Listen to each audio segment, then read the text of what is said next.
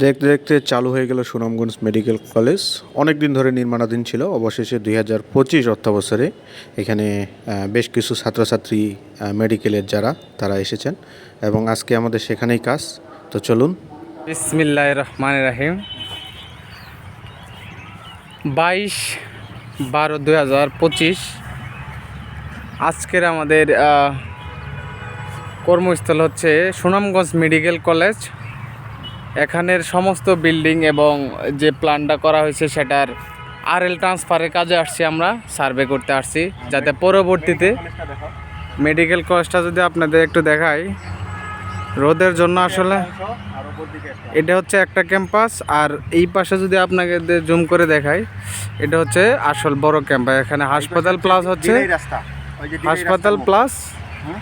হাসপাতাল plus college, আর এই পাশে হচ্ছে এটা হচ্ছে দিরাই রাস্তা, আর এটা হচ্ছে সুনামগঞ্জ টু সিলেট মহাসড়ক। এই হচ্ছে আজকের একটা নিরিবিলি পরিবেশ, যদিও শীতের দিন।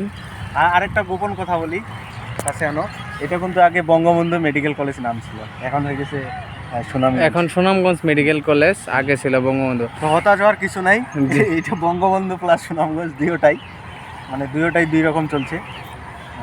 আজকে আমরা আরএল ট্রান্সফারে আসছি, যাতে পরবর্তীতে এই সব বিল্ডিংয়ের ফ্লোর প্ল্যানগুলো আমরা আরএল খুব সুন্দরভাবে আমাদের সার্ভেয়ার অনেক ভাই নিচ্ছেন।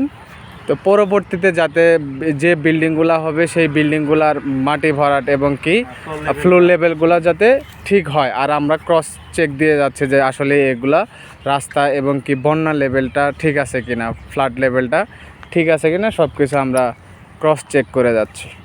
এই হচ্ছে আজকের আমাদের জব। যদি মেডিকেল কলেজটা আপনাদের একটু দেখাই,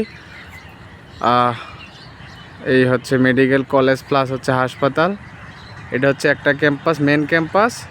আর একটা যদি দেখাই এটা হচ্ছে দ্বিতীয় ক্যাম্পাস। মোটামুটি আমরা এই ক্যাম্পাসে কাজ শেষ করে ফেলছি, এখন আমরা মেন ক্যাম্পাসের দিকে চলে যাব। ঠিক আছে, ভালো থাকবেন, আবার দেখা হবে নেক্সট এপিসোডে। আল্লাহ হাফেজ। বিল্ডিংগুলো দেখলেই চোখ জুড়িয়ে যায়, কত সুসজ্জিতভাবে সাজানো হয়েছে। আশা করা যায় সুনামগঞ্জবাসীর ভোগান্তিটা এবার একটু কমবে। এই হলো মদনপুর কমিউনিটি ক্লিনিক। দেখুন, পুরো কমিউনিটি ক্লিনিকটা পানির উপর ভাসমান। দেখেন চারপাশে ক্ষেত, কিন্তু এখানে আসার কোনো তেমন রাস্তা নেই। বর্ষার সময় তো এগুলো পানিতে ডুবে থাকে।